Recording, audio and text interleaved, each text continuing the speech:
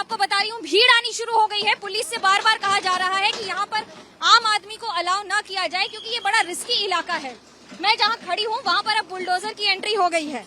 Bulldozer, आप सोच रहे होंगे रेलवे ट्रैक्स पर क्यों चल रहे हैं। बुलडोजर इसलिए चल रहे हैं क्योंकि यहाँ की पूरी जमीन को अब समतल करना होगा। जो गड्ढे बन गए हैं, जो यहाँ पर इतनी अलग अलग तरह की हालात हो गए हैं, कहीं ट्रैक ऊंचा है कहीं नीचा है। अगर मैं आपको एक कोच की हालत दिखाऊं आपको अंदाजा लग जाएगा कि चिलचिलाती धूप में यहाँ पर इस गर्मी में सभी के लिए काम करना कितना मुश्किल है। खास तौर से इसलिए कि इस ट्रैक पे जो ये बुलडोजर चल रहे हैं, अभी कम से कम 6 बुलडोजर लाए गए हैं। 6 बुलडोजर के साथ जो आप ये स्लीपर्स देखते हैं ट्रैक पे, वो बड़ा जरूरी होता है। उसकी अहमियत मैं आपको बताऊं कि इसका खुद का वजन करीब 10 टन होता है और एक एक स्लीपर को लाने में कम से कम 10 मजदूरों की जरूरत पड़ती है। 10-10 मजदूरों के साथ अब एक एक स्लीपर को लाया जा रहा है दोबारा ट्रैक बिछाने के लिए। अंदर यहाँ पर काम चल रहा है बोगी को काटने का। ये उससे ज्यादा टफ है क्योंकि बोगी को सुरक्षित अलग कर देना और फिर ट्रैक से हटाना, ये अगले कुछ घंटों के लिए बहुत बड़ी चुनौती है। सिर्फ इसलिए नहीं क्योंकि यहाँ पर आपको मैं ये जो पोल हैं, जो आमतौर पे आपको पोल दिखते हैं, पिलर्स दिखते हैं, उनको पिलर कहते हैं। इस पिलर नंबर के आधार पर ट्रेन स्टेशन, उसके रूट, उसकी जगह का पता चलता है। मिसाल के तौर पर अगर ट्रेन की नंबरिंग में आपको 1/2 कुछ लिखा होगा तो 1 उसका इलाका होगा, 2 उसका पिलर नंबर होगा। देखिए खड़ा होना कितना मुश्किल है, कहीं भी जमीन धंस जाएगी क्योंकि नीचे पता ही नहीं है कि पत्थर है कि जमीन है कि ट्रैक है। और ये एक एक करके बुलडोजर जा रहे हैं सारे ट्रैक्स पर, एक करके जाएंगे। और ये पीछे वाला नज़ारा आपको मैं दिखा रही हूँ कि ये ट्रेन की बोगी है। आप कल्पना कीजिए कि इस ट्रेन की बोगी में जो लोग होंगे उनकी क्या स्थिति रही होगी, क्योंकि यहाँ से तो निकलना भी संभव नहीं है। जीवित अगर कोई निकला भी होगा तो वो सिर्फ और सिर्फ एक करिश्मा ही होगा। यहाँ बोगियाँ अलग की जा रही हैं, अभी भी कुछ बोगी से लगातार शव निकल रहे हैं क्योंकि इतनी तेज आपस में फंसी हुई है ये, और इतना ज्यादा एक दूसरे में स्पेसिंग नहीं बची है। पूरी की पूरी बोगी एक दूसरे में जब इस तरह से लग गई है तो जगह नहीं है वहां पर बीच में कुछ भी रखने की। आपको मैं दिखा रही हूँ, देखिए 2 बोगी के बीच में आमतौर पे 3 फुट की जगह होती है जब ट्रेन चलती है। 2 बोगियों के बीच में आप जो उसको क्रॉस करके जाते हैं, स्लीपर हो या फिर सामान्य ट्रेन हो, लेकिन अभी कोई जगह ही नहीं है। दोनों बोगी एक दूसरे के अंदर, यहाँ AC 3 टियर और इधर भी 3 टियर, ये B8 ये B9, दोनों कोचेस एक दूसरे में। और ये पूरा ट्रैक खत्म इसलिए क्योंकि ट्रैक तो उड़ गया और यहाँ से जो ट्रैक उड़ा है उसके साथ ट्रेन डीरेल हो गई है। दोनों पटरियां एक तरफ आ गई हैं और ट्रेन पटरी से छिटक के अलग हो गई है। मैं आपको ये इसलिए बता रही हूँ क्योंकि चुनौती ये नहीं है कि यहाँ पर रेलवे को दोबारा ट्रेन शुरू करनी है, बल्कि चुनौती ये है कि ट्रेन उससे ज्यादा सुरक्षित रूप से शुरू करनी है। अभी चुनौती ये नहीं है कि यहाँ से ट्रेन की आवाजाही शुरू हो जाए, इसमें बहुत सारे सिक्योरिटी एस्पेक्ट होते हैं। पूरी बिजली की लाइन लगानी पड़ेगी, पूरे ट्रैक्स की लगातार चेकिंग होगी।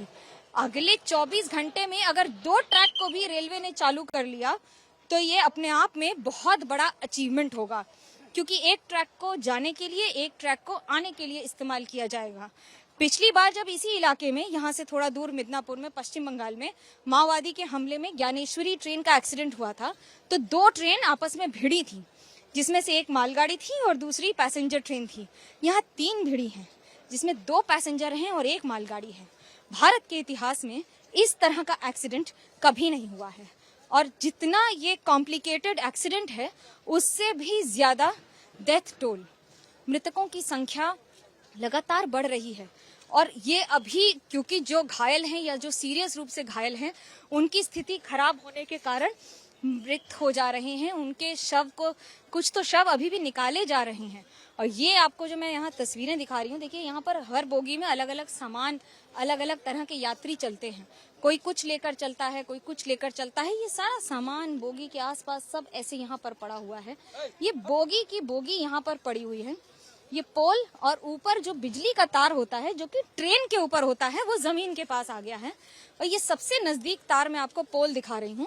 जो इलेक्ट्रिसिटी तार जो आपको दिखता है जो कम से कम 20 फुट और ऊपर होता है, जिसके जरिए ट्रेन को या बिजली मिलती है, जो इलेक्ट्रिसिटी से चलती हैं, या डीजल लोकोमोटिव में भी अभी बहुत सारा एडवांटेज और इनोवेशंस हो रहे हैं स्पीड बढ़ाने के लिए और फ्यूल कम यूज करने के लिए। उसके बावजूद यहाँ पर ये लगातार यहाँ ट्रैक पर 1, 2, 3 जो हम आपको बता रहे हैं कि कितने ट्रैक्स एक साथ पूरी तरह से निकल गए हैं।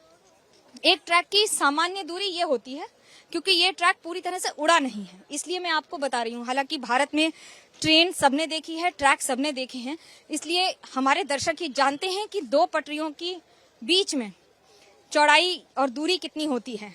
लेकिन आपको ये समझना होगा कि 2 पटरियों पर रेल तभी चलती है जब उनके बीच में दूरी लगातार बरकरार रहे।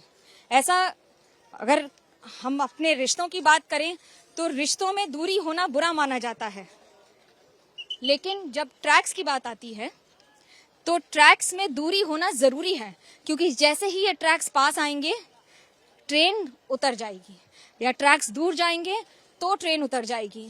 इतना साइंटिफिक कैलकुलेशन होता है कि ट्रेन जहां से शुरू हुई जहां खत्म होगी। पूरे भारत में सबसे बड़ा train network, normal train network हमारा है। सबसे बड़े एम्प्लॉय विश्व के माने जाती हैं रेलवेज। सबसे ज्यादा रेलवे कॉम्प्लिकेटेड है, जो कभी नहीं रुकती है। 100 साल में पहली बार कोविड में रुकी थी, लेकिन अब इस इलाके में रेल की गति थम गई है, रुक गई है।